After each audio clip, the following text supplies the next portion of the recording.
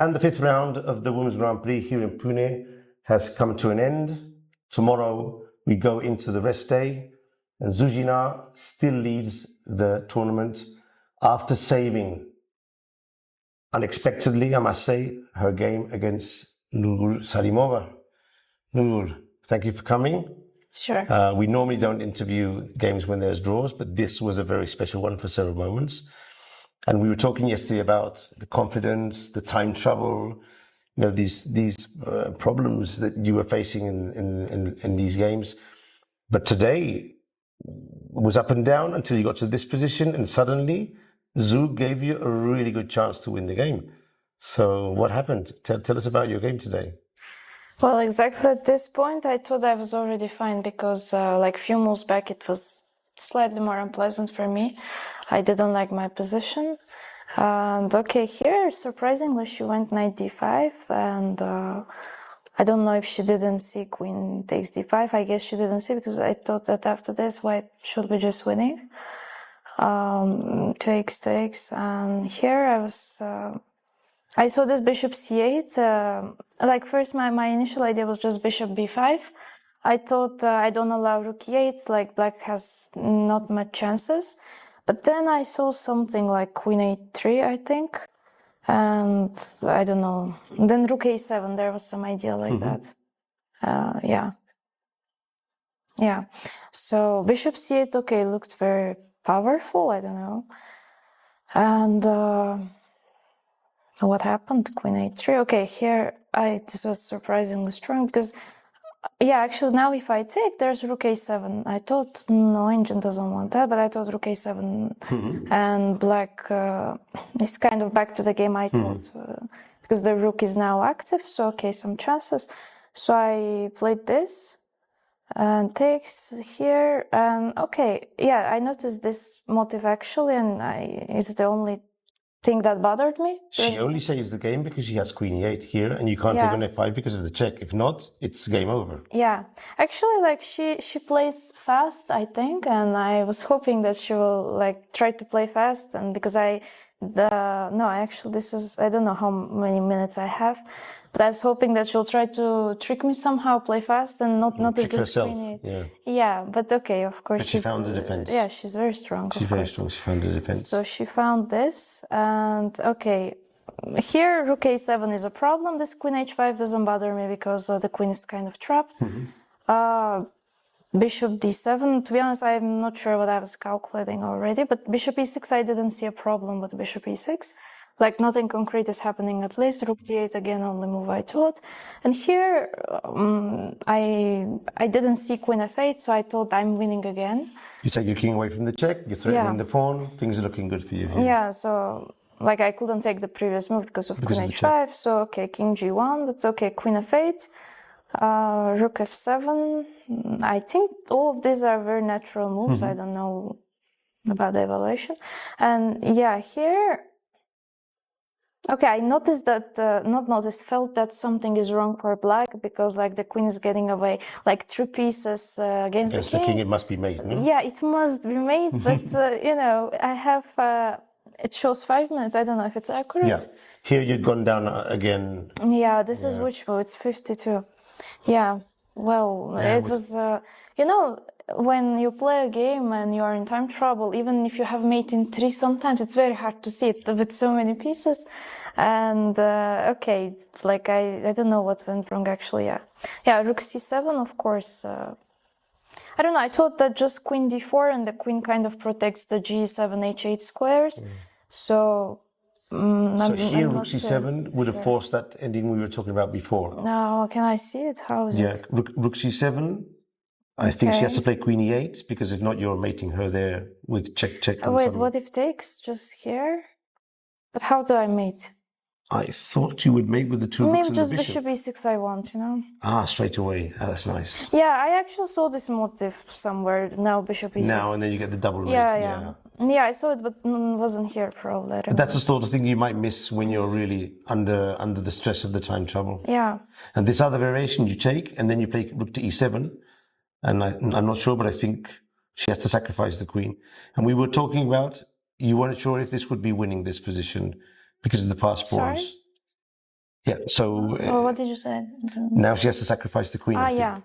Yeah, but this is completely winning. This is winning this of position. course.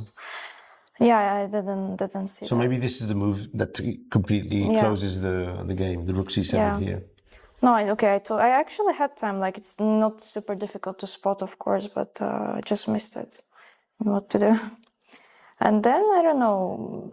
Like, this looked weird. Like, why I didn't do this on 7th rank, but in 6th? It's not very logical.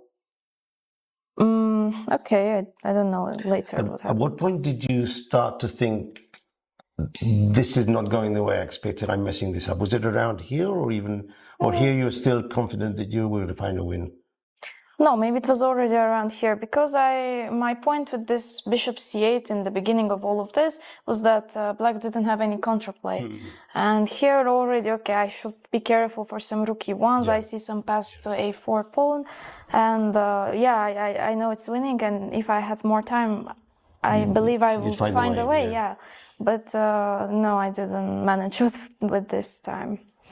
But I don't know later if I mean, I don't know. I just tried to play the most logical moves. I already, by the way, somewhere started hallucinating some things. Like, I would calculate some lines where I give my rook on h8. I forget the square is protected. So at some point I was like, okay, I'm okay with draw, because I don't want to just, give all my pieces. And but again, somewhere I felt like I should be fine, not fine, like close to winning. Yeah, here somewhere I'm sure there is something. Okay, it looks like I missed it. Yeah, okay, she didn't want draw. I don't know if she. I don't know. Ambitious in this position. Yeah, because of the time trouble, I believe. But okay, of course, under normal conditions, white has draw all the time. I think, like, no problems. And here I felt like something. This was the last moment. I felt like I have something, but I couldn't find it again. And then later I think I just decided to not risk. Okay, engine, now I see like rook h7 and bishop e6. Still finds a win here, yeah? Yeah, but there is a thing that I wasn't sure how fine I am with this. This ending. Which, okay, now I understand that, okay, the king is cut and I have 2 rooks. But during the game I didn't understand it. She has the a pawn, which is quite advanced. Yeah, but okay, like the king is very weak, so this should be winning. Although again, you should be careful. Like here, you cannot remove the rook because of queen h8 ideas. Yeah, and she gets a draw. Yeah, but okay, it should be winning somehow. And then no, this is not my game. What happened? Okay. Yeah. Well, since she declined draw, I was again like searching for ways to improve. Yeah, to win. And okay, here it's again +2. I didn't realize it. And already, like, I don't know, this a3 pawn and as I said, like, started some hallucination, something. And I decided, okay, what to do. That's enough for the day, no? Well, sad, but yeah, it's always sad to see this +2 in the engine and the final positions, but okay. But it's understandable. You're very low on time. Yeah. You probably noticed by now that at some point you'd missed wins previously, and yeah, I knew, of course. And okay, this unfortunately I think affects everyone, like, because it didn't go the way you planned. Like you feel like you misplayed somewhere. At what point in the game can you play a bit faster, so that when you get to if you get to these positions with the queens on the board, you have extra time? Is that something that a player can improve on methodically, or it's just parts of the game? You think when you think, or? Well, concretely for this game, I think I played actually much faster than usual. I do, and well, every position is different. It's part of the complexity of the position. Yeah, and you see, it's already like 70 moves, and it was complicated game because it was closed position. Then I had to be careful with some of her ideas, like coming with the knight to e4. So I thought I needed to be precise. I spent some time, but okay, it's normal that on move 70 you are already in time trouble. I mean, it's normal. But usually try to play faster in the openings, maybe. Like, I don't know. Because maybe today, again, spent like 10-15 minutes in the opening, tried to make sure everything was okay. I don't know what I did in the end, but yeah. That also has to do with opening knowledge and all that's related to the preparation. Yeah, of course. So, things to think about in the future after what you said yesterday, to Yeah, well, I think about these things every day, and still something was wrong. I don't know. Nurgyul, thanks a lot for coming. I know it's been a tough game, and we appreciate you a lot, and the viewers as well coming to show your game. Nurgyul Salimova just missed the win, but hopefully this confidence will be good for the second part of the tournament. What are you going to do in the rest day, by the way? Apart from resting? Not very sure. I just want to rest for a bit, calm down, and prepare for the next game. Okay. So we continue. Okay. Thank you. Thank you. Okay.